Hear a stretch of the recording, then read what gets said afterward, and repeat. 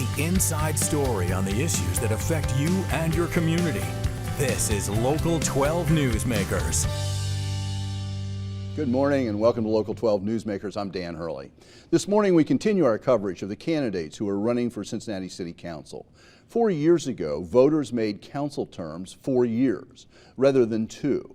That has 2 very practical implications for candidates. Every council election now coincides with the mayoral election, which has the effect of sucking up most of the available funding and attention in the campaign. That is especially hard on non-incumbent candidates who do not have established name recognition or unusually great funding. This year, 23 candidates will appear on the ballot. 6 of the 9 current members of council are running again. Charlie Winburn is leaving because of term limits. Kevin Flynn has decided not to run for a second term, and Yvette Simpson is running for mayor. That means a minimum of 3 non-incumbents will join the new council that is sworn in on December the 1st. Democrats have endorsed a full slate of 9, the Republicans have endorsed 3, and the Charterites have endorsed 5, some of those with the other parties. In a giant field race like this, my policy for years is to focus on non-incumbents, especially those who have a reasonable chance of winning or who show future promise. This morning, I am joined by 3 first-time candidates. Ozie Davis, to my immediate right, grew up in Avondale. After earning his law degree at Indiana University, he moved back to the street that he grew up on, not very creative or expansive. Mr. Davis is a founding director of the Avondale Comprehensive Development Corporation. He worked for Congressman Steve Driehaus as a community liaison, reaching out to minority communities. He is endorsed by the Democratic Party. Next to him is Tamaya Dennard, who grew up in College Hill, graduated from the UC Lindner School of Business, and worked for Duke Energy before joining P.G. Sittenfeld's council staff, and then worked on his Senate campaign. Passionate about women entering the elected political realm, she has served as a spokesperson for Elect Her. Ms. Dennard now lives in Camp Washington and works for Design Impact, a not-for-profit social innovation firm. She is endorsed by the Democrats and the Charter Committee. And Tamie Sullivan is a Cincinnati native, a resident of Hyde Park, and a founder of Sullivan Communications, a consulting firm dedicated to leveraging social responsibility, community partnerships, and cause marketing.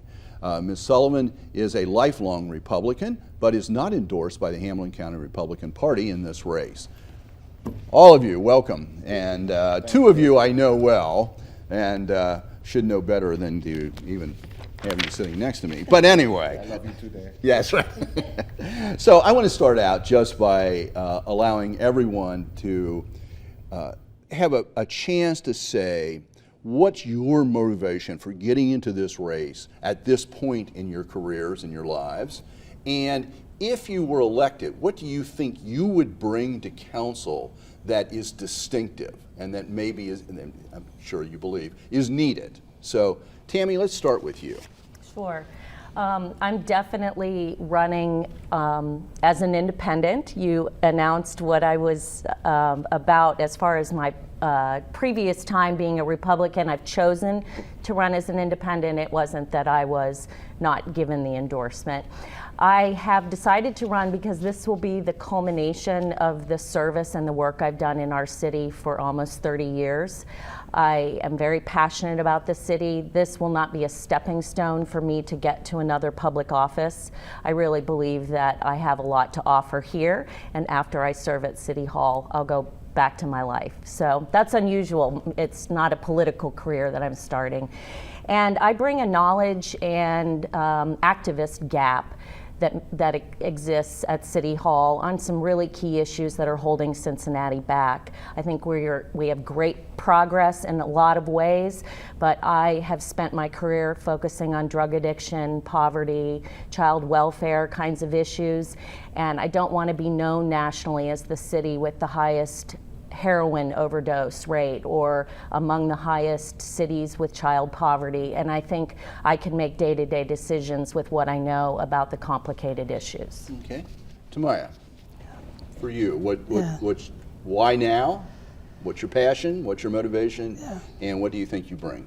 I think Cincinnati is a great town. I'm from here, born and raised, but as Cincinnati grows and develops, people are being left behind. And a part of the reason why people are being left behind is a lot of the policies that come out of City Hall are Band-Aid in nature. They're not looking at root causes.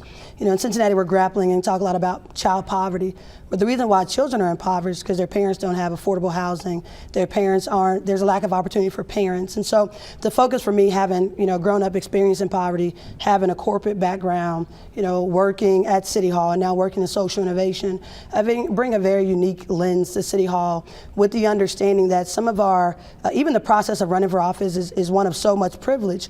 You often get times where you have people in office who don't understand the challenges that they're trying to solve for. And so they think it's okay to use Band-Aid solutions and not looking at root causes. So our systems are based on social and middle class norms that aren't the norm for, quite frankly and sadly, the majority of Cincinnati. So I'm happy and excited about running for City Council because I think I bring, and I'm uniquely qualified, and I bring a unique lens to City Hall. And we have to make City Hall more accessible to people, and that's something I'm very passionate about. Okay. Ozie. You know, after 20 years of working in the community, it's like a spiritual journey for me. It's God saying, "Who shall I send?" and me raising my hand and saying, "Send me." And it's an opportunity to utilize the experience that I've gained over that 20 years of working at LISC and working in the Avondale community and working at ACDC, and really being able to present a ground level view to the priorities of legislation at City Hall. There is a disconnect between the priorities in legislation and what the people need. And I think that the ground level experience really gives me an opportunity to assist our city when our city is at the most opportune time. So for me, it's a spiritual timing. People ask, well, you should have done this a long time ago. Well, I work on God's time, not my time. And this time is the best time for me and for Cincinnati, with a United Way that's focused on the reduction of poverty, a foundation that's focused on equity. The city should really be leading the charge in ensuring that there's a emerging a synergy between the three. All of you talked about the need to sort of bring the voices of the community inside of City Hall in one way or another. Slightly different versions of making that reference. Ozie, I want to start with you. A few weeks ago, City Council faced a very difficult vote on the question of the expansion of Children's Hospital in Avondale, which is your neighborhood. If you had been on council, how would you have voted on that particular issue? The issue before council was a zoning question, but surrounding it was a lot of very complicated issues that were there as well. So how would you have voted? Why? I'm on record at the zoning commission voting for the expansion. So if I was on council, I would have voted for the expansion, primarily because of the opportunity that it involves for the neighborhood. So you see it as opportunity. Other people who said they were speaking for the neighborhood said that they saw it as an imposition. Absolutely, and I think the two can coexist. One reason I think the two can coexist is because I feel firmly that community councils are the voice of the neighborhood. The community council took a vote. I was on the other side of the vote. I lost in that vote. And the community council's vote was to oppose the expansion. I support that. I support community councils having a voice.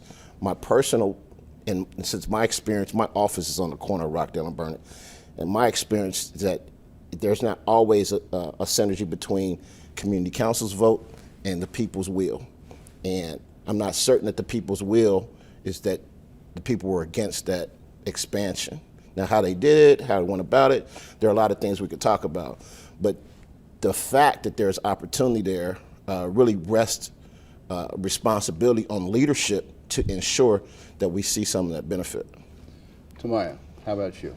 I think Ozie hit the nail on the head. I mean, if I were on city council, I would have voted for the expansion, but it's not, it's more nuanced than either you are for Children's Hospital or you're against. But ultimately, when you're on council, actually it does come down to Yeah, it does, but the problem is discussion beforehand. To let it come down to a zoning vote, I think was where we have the problem. I think early on, really early on in the process, we should have talked more about a community benefits agreement, which I'm a huge proponent of, and how do we make sure that it's a both and proposition, which it could have been. They were, you know, you're deciding against the health of a neighborhood and the hospital.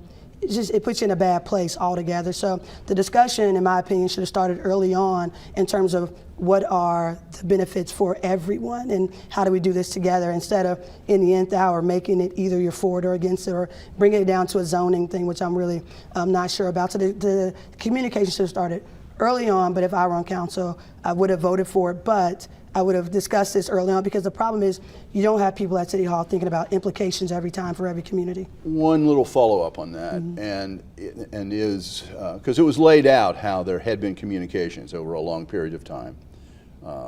Children's Hospital had representatives out in the community, meeting with people, et cetera, et cetera.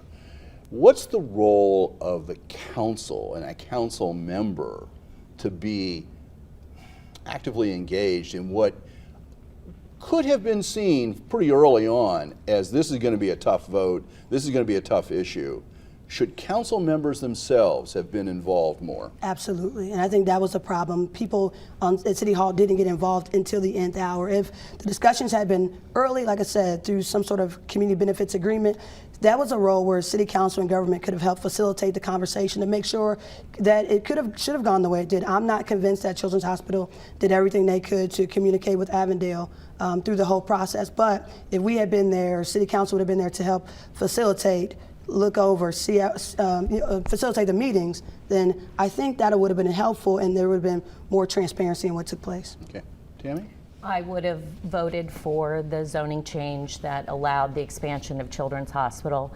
The jobs and the benefits to the neighborhood are incredible. I agree with a lot of what my colleagues have said. I also think that the city council members have a greater responsibility to engage and communicate. I'm a communications person, and I see opportunities that are missed when city council members could be communicating with a neighborhood council. As a candidate, I attended a couple of those meetings to see on the ground what people were saying, and I think you have to engage in that way as a city council member. Okay. Tamaya, you brought up earlier that the whole question of childhood poverty, it's an embarrassment. We all want to get something changed in this in a major sort of way.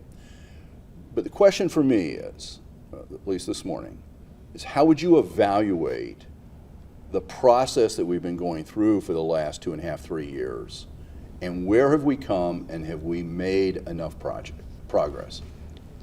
No. So there are things that when you're experiencing poverty that you know firsthand.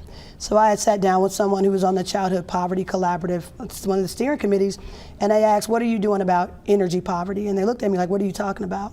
Well, anybody who has lived poverty, have had their lights turned off, maybe your power's turned off for a $200 bill.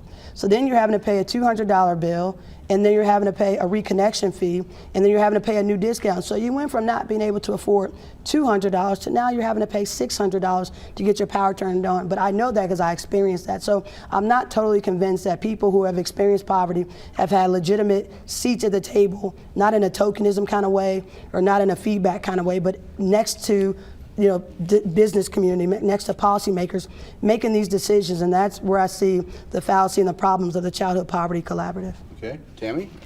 Well, I've worked with organizations, either they've been clients or I've volunteered with them, St. Vincent de Paul, Lighthouse Youth Services, Strategies to End Homelessness. These are some of the largest organizations that are dealing with the issues you're talking about. And prevention is always the best. Preventing homelessness, preventing the lights from being turned off in the beginning, and those bills, like Tamaya is saying, can add up and just make it nearly impossible to get out of that. Do you think the plan that has evolved, though, with the Child is Poverty addressing Collaborative? Yes.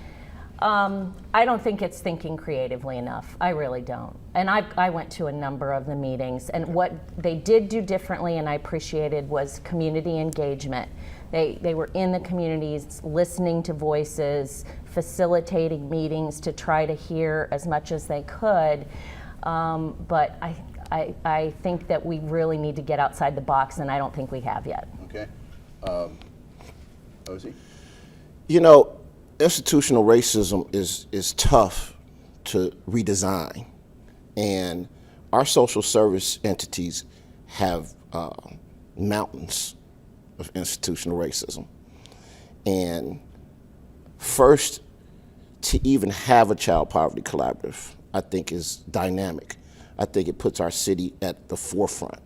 I'm very excited about the chairpersons of the collaborative. I think they're in it for the right reason. If any of us thought it was going to be easy to find a way to change systems, I mean, Tamaya's in system design, so she knows that when you're changing systems, and we're talking about changing systems that have allowed for the child poverty to arise. So it's the same. We're not taking one group out, putting one group in. It's the same system, and it's going to take a lot of time. What I'm trusting in is that the United Way, being the leader of the collaborative, has the right people in place. I trust that. It was open. I sent 2 youth from Avondale, Jaron Andrews and India Terry, to sit on the steering committee. There again, there's opportunity. I don't want to throw eggs at the opportunity. I want to find ways in which I can assist and in which the community can play a part. But I do think it's critical that we have some actual understanding of what being poor is all about. And if you're on, I'm sorry, Tamaya, if you're on free lunch, you're poor. Those are federal guidelines. And I don't think we have enough conversations about what being poor really is. I'm going to have to stop and take a break right now. Stay tuned, though. Everyone is staying put. We will be right back with more from the candidates for City Council.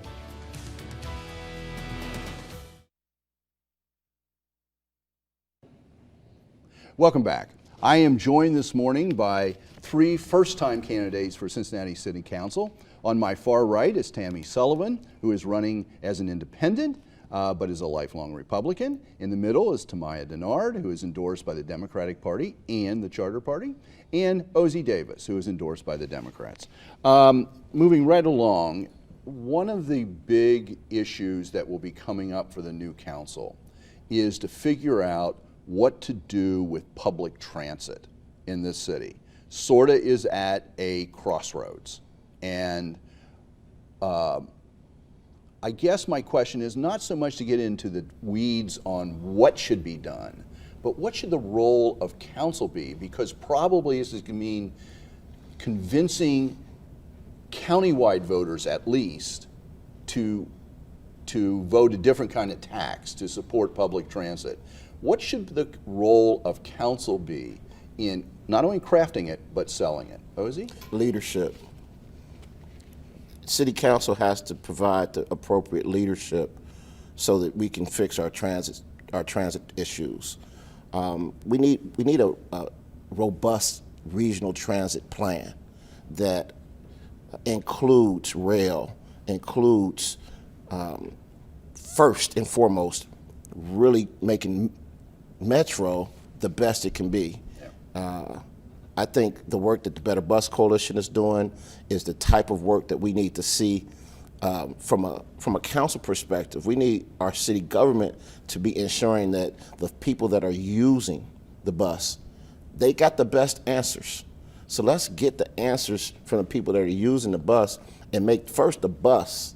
The bus is critical. It has to get us to where we need to go for work, not for convenience, for work, for sickness and health.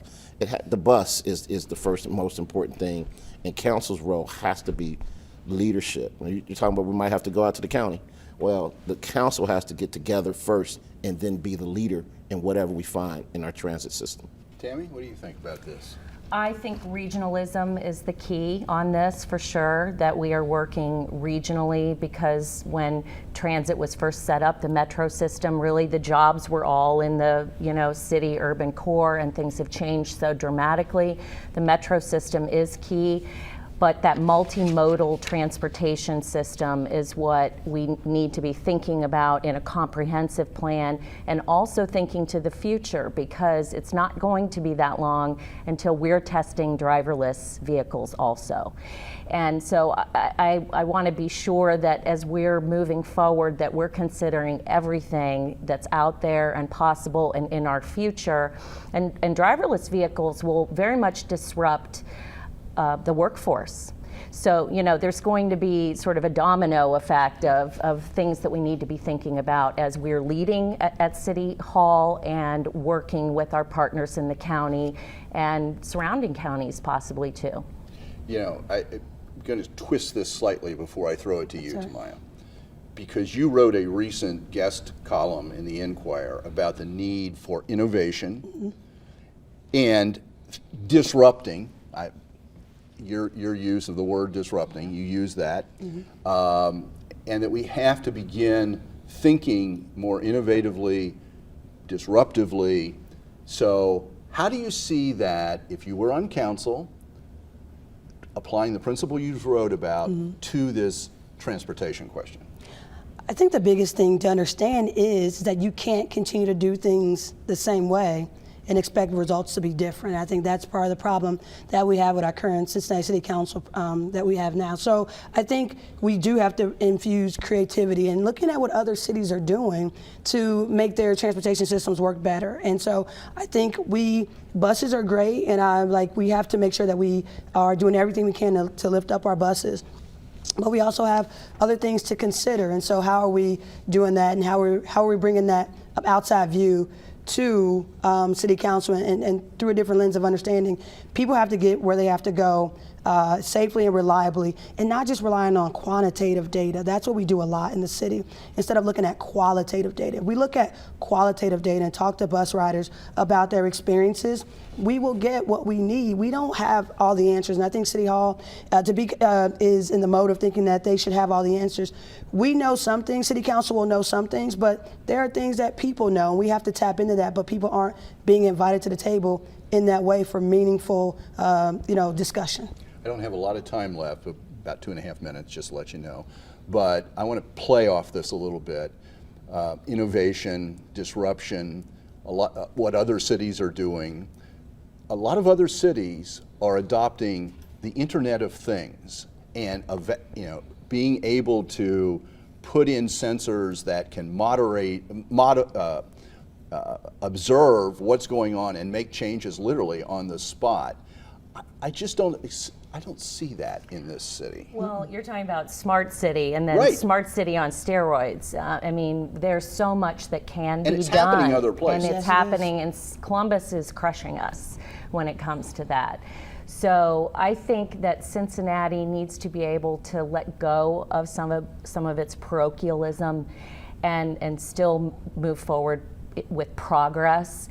We can maintain our traditions, but we have to be thinking to the future. I want anybody else to have a chance to comment. If we're going to be a world-class city, we have to do things differently. And so Cincinnati, we always elect people who, with the last names that we're familiar with, we got to bring new people to the table. What, Dennard is not one of those? No.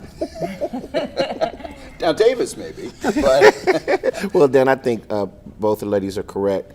We've got to try new things, but we've got to be comfortable.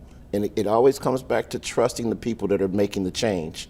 And in this conservative town, my town, Cincinnati, very conservative, the people really have to trust those that are making the change, because change is good, but not too good.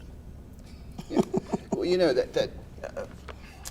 that's that tricky, almost back to the beginning of trust and the communications and the linkages between ordinary people, voters, and the people who are at City Hall. And the interesting thing for me is that two of you've been in a congressional office, you've been in a council office, you've sort of seen that dynamic a little bit. I worked in state government. And you worked in state government. There we I think go. it's important to have that point of view. So I want to thank all of you for being here this morning. I want to thank all of you for taking the risk of running, because it's getting new voices in here. Thank you. That is really important. Thank you. And we'll follow you, and I'll see you on election night, Awesome. if not before. To learn more about any of these candidates, check out their websites, voteforozie, the number 4.com, TamayaDennard.com, that's easy, SullivanForCincinnati.com. And thank you for making Newsmakers a part of your Sunday morning. Join us again next week to meet the 3 more candidates for Cincinnati City Council. Remember, all of our shows are streamed online, so when friends say on October 30th, I have no idea who to vote for, tell them to go back and take a look at Local 12 Newsmakers. Have a good week.